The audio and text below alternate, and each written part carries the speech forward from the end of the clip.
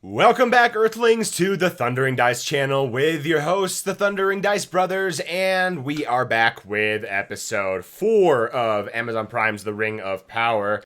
My overwhelming impression of this episode is I'm kind of bored, but we finally got to a point where we've announced that something is maybe going to happen. Yes, it took 4 episodes of an 8-episode series. 4 hours. For the plot to start. Half of a year of television, essentially, assuming one season a year. I mean, like, could you be, if this was a 24 episode series, could you imagine how annoyed you'd be at episode 12? Like, oh, the plot's finally started at episode 12? Congratulations! I'm so happy I got half a season of Clips episodes before the season even starts.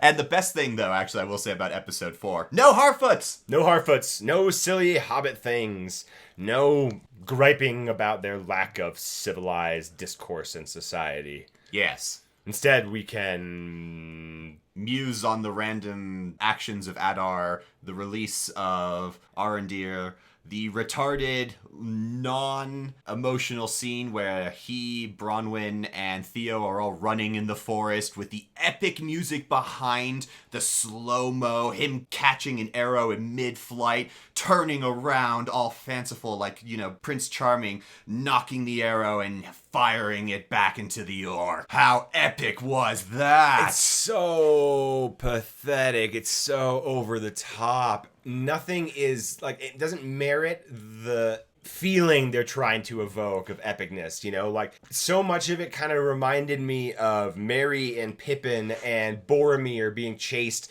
through the forest by orcs at the end of the Fellowship movie. Yep. Except without any of, like, the emotional heartstring tugging, the connection to the characters. Because a lot of things have happened to the characters up until that point. I mean, they've left the Shire, gone to Lothlorien, gone turned around at Caradhras, gone through Moria. Like, you've been with these characters for a lot of, like, mini adventures in one movie. A lot happens, so that you care about. Plus, it's just better done, you know. Yeah, so much better. I mean, you know, nothing about this made me want to cry.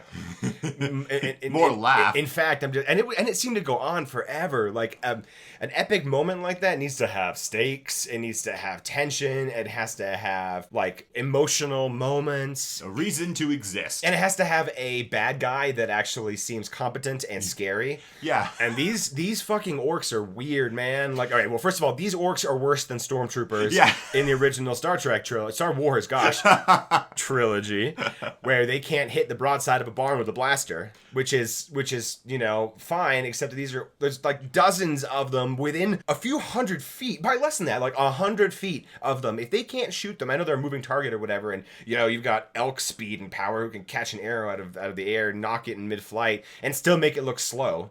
Yeah. So that was a weird slow motion thing that the camera's not very good at, like the elf eye vision that Elrond has. It looks really clunky. The slow-mo Arondir thing. Plus, especially because Arondir's face is completely blank of emotion. He's like fucking Tuvok in Voyager. He's like a Vulcan instead of an elf.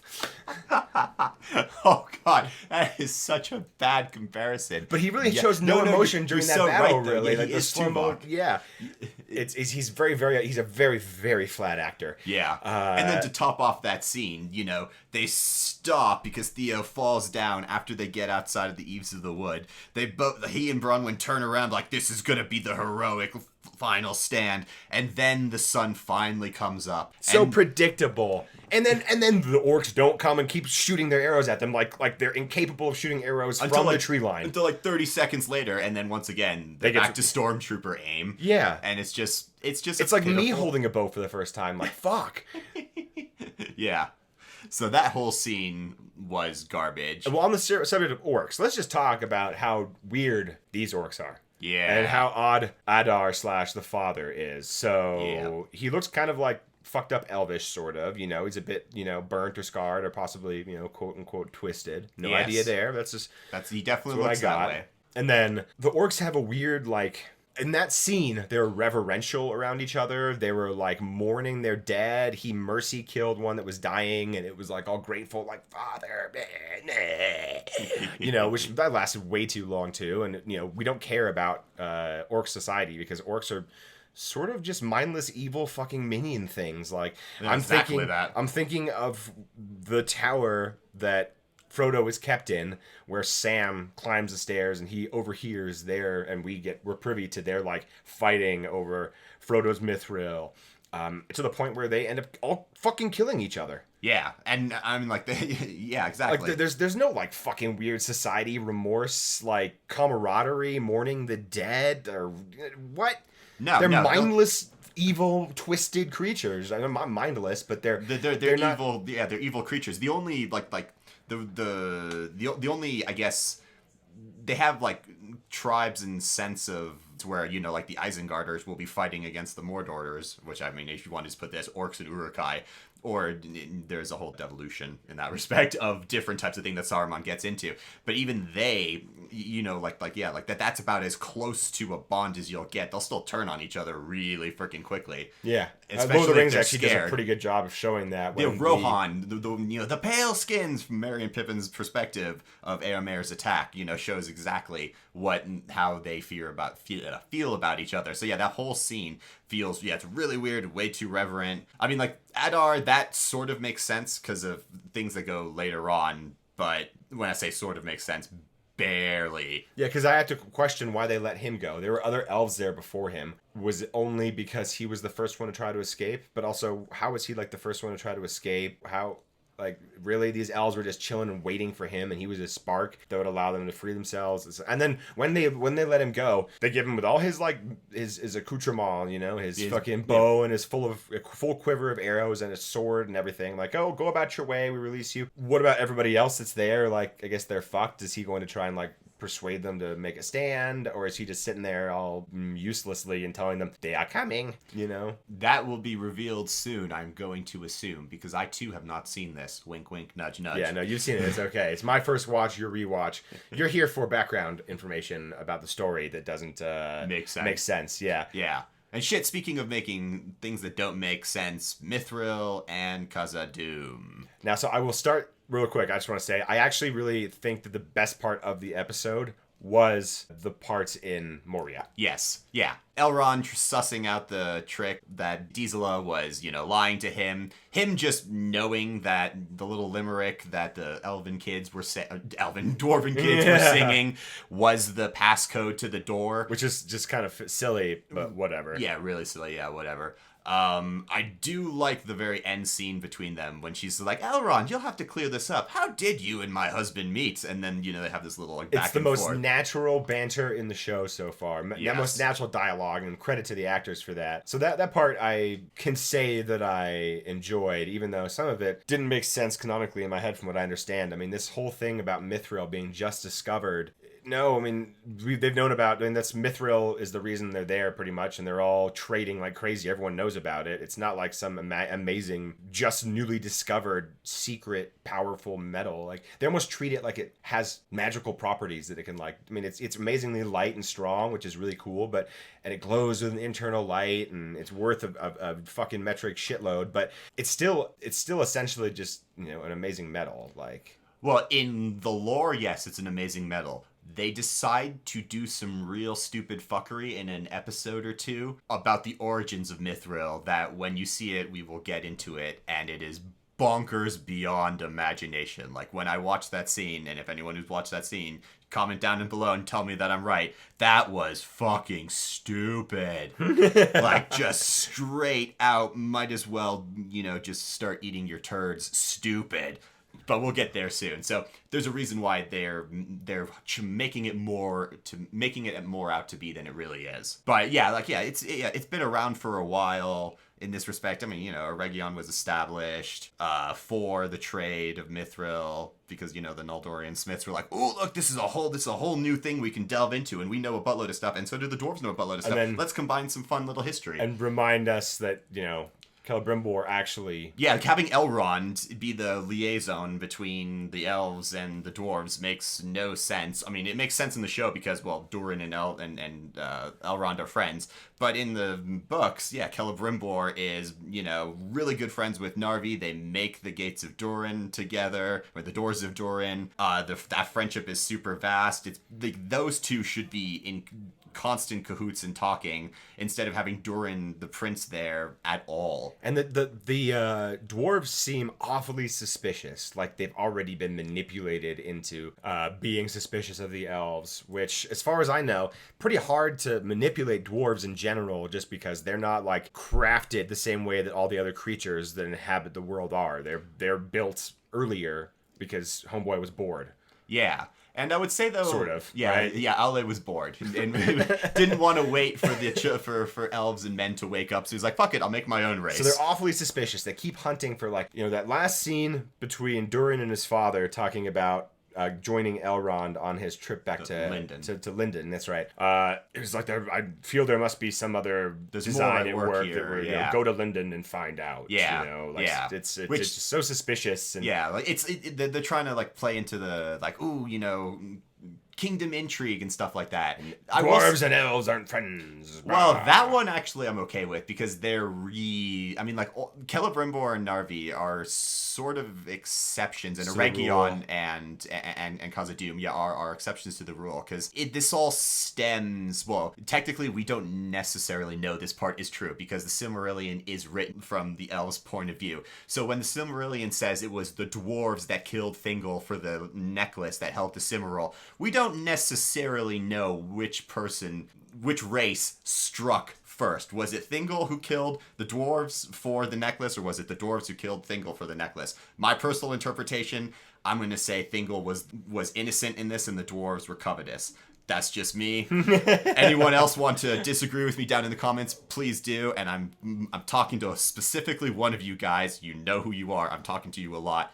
Tell me if I'm right or wrong in this respect. Who struck first, Thingol or the dwarves? But that aside, so like after that happened, there's definitely like the noticeable tension between elves and dwarves. And there's also the fact that certain dwarves fought on the side of Morgoth during the last the War of Power and in the First Age. So there is a tension to be drawn out there too, but not in the respect of how they do it or how they decide to portray it. But the intervening 20 years has been no contact between Moria and elves. Yeah, it's basically... And they've isolated each other themselves, dug and sung themselves. It's basically how it sounds in the show, Since you don't get a full accounting as you do in the lore, actually. But, like, in this respect, you just assume that... Basically, 20 years, no contact, because that's how it sounds. And the fact that they shut out Celebrimbor and Elrond immediately without even opening up the door as the people, go away! Boom! Yeah. Definitely seems that relationships are as cozy as they were between, the U.S. and the Soviet Union during the missile crisis. Yeah, exactly. So now I know there's another thing that I have a question about. The Palantíri that they unveil in Numenor.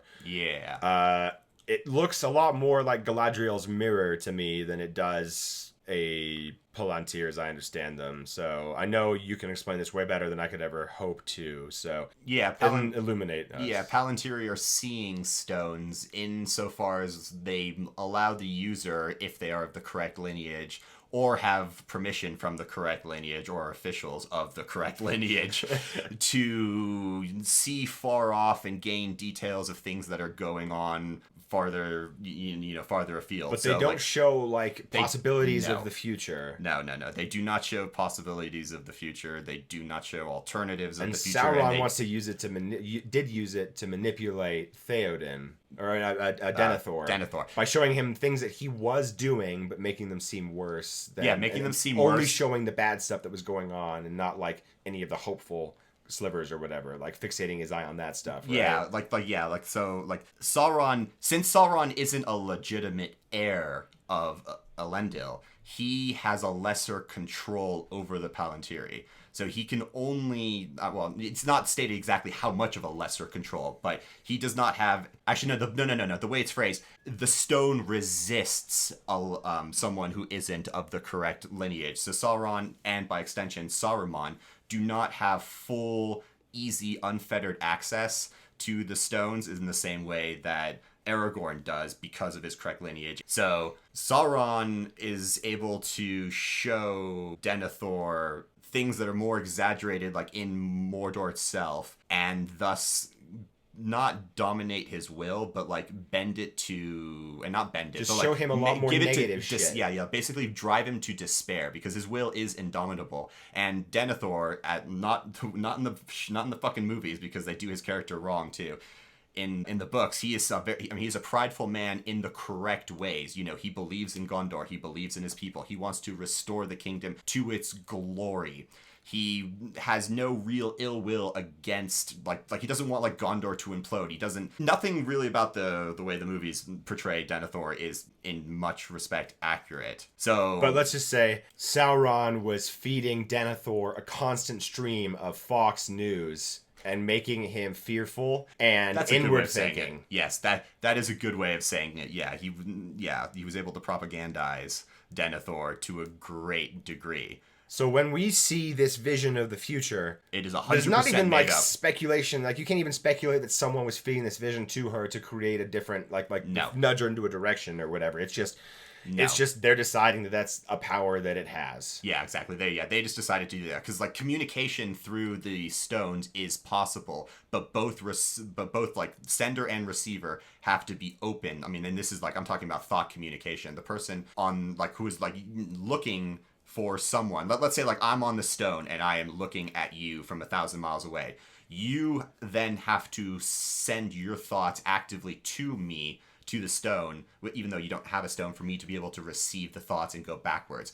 So if you don't give access, if the person who is on the other side doesn't give access to the person who's watching, the person who's watching can only see. And can't communicate. Okay. And also, the person who is using the stones to see can only see in the respect that if there is light, their vision can pass through a mountain, but if there isn't a crack of light in that mountain, it'll just show darkness. And so what should Galadriel have been able to see looking at a Palantír?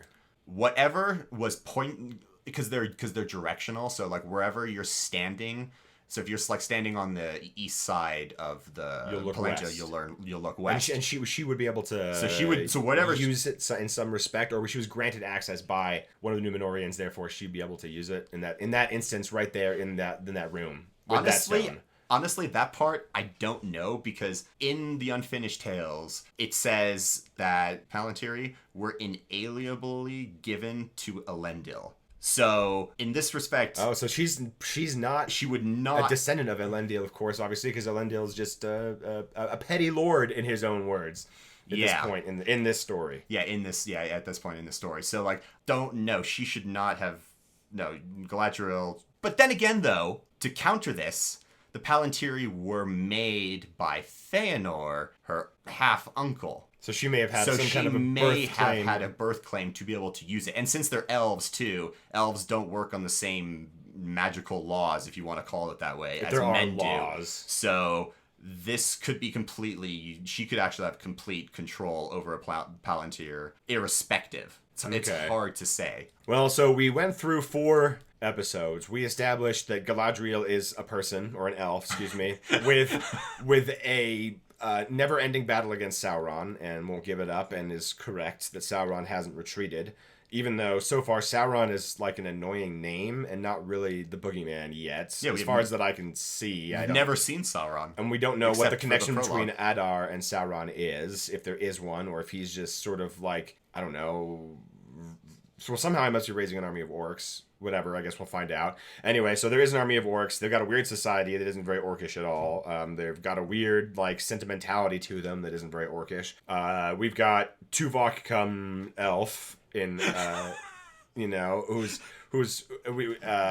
finally made it back to some humans to tell them that Adar wants them to surrender and swear fealty to him. Yes, and then we've got Bronwyn's kid Theo, again, dumb name, and crusty village dude who had the hilt in his basement. So apparently they're gonna start fucking teaming up to serve Sauron in some way because they've got the hilts and they've got some like weird brand off the hilt, and the hilt can grow for them and do shit. So whatever. Also, every single moment in the show can be predicted in the moments leading up to it. As soon as the establishment of a scene happens, you basically know where it's going to go. Yeah. Like even Galadriel coming back was such a fucking obvious thing. Like as soon as she started leaving, and I don't know what she has to do with the tree losing its blossoms, but it was obviously a very bad sign. So as soon as you see that, like, okay, obviously Galadriel's not going. She just had that, like,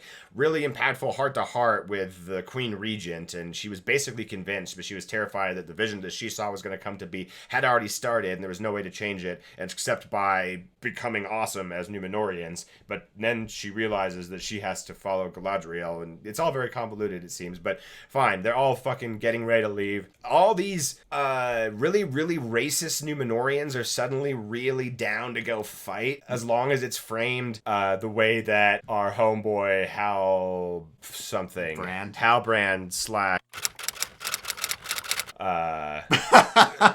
I mean, come on. He manipulated her into it. He even said he's talking about men in a way that's not like he's talking as an outsider about how to manipulate men. Like, all right, I mean, I don't have any confirmation on that, but it just seems to fit the weird shit that they're going to be pulling off here. And he's going to be the boogeyman at some point. Introduce him now, and then he can have a great fucking reveal at some point and betrayal or something semi-impactful, because we're all supposed to like him, even though he's not likable as a character so far, and that I can tell. I can neither confirm nor deny. Yeah, so let's wait and find out, I suppose I should say, or wait and read. No, I can't say read and find out. Watch and find out. There we go. Yeah.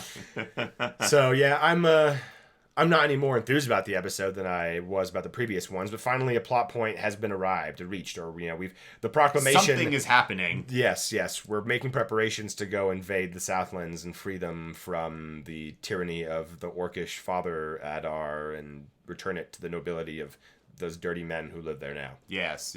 And one really quick final aside, the cranes that the dwarves and elves are using to erect the tower in Eregion are just comically bad and make no sense in physics. No, whoever drew them, and I knew they drew them at first, it sketched them out, like they made him like, ooh, what would a really cool flowing crane look like?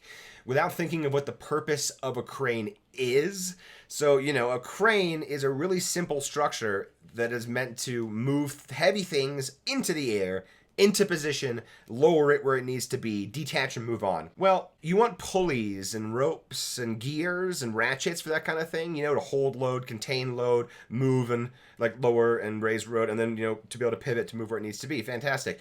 Those cranes do none of those things. As far as I can tell, there's no pulley system in there. Yeah. It's just a giant fucking spring. So if you're using a crane to move something heavy high and it's on a spring, therefore it's spring loaded, as soon as you remove that weight, the whole thing is just going to go whing, straight back past its natural progression and fuck some shit up before it naturally returns to its neutral rest where the kinetic energy is balanced by all the forces on the lever arm. Yeah, it's really funny. It's hilarious. It looks pretty. It's does. So pointless, so dumb. It's like...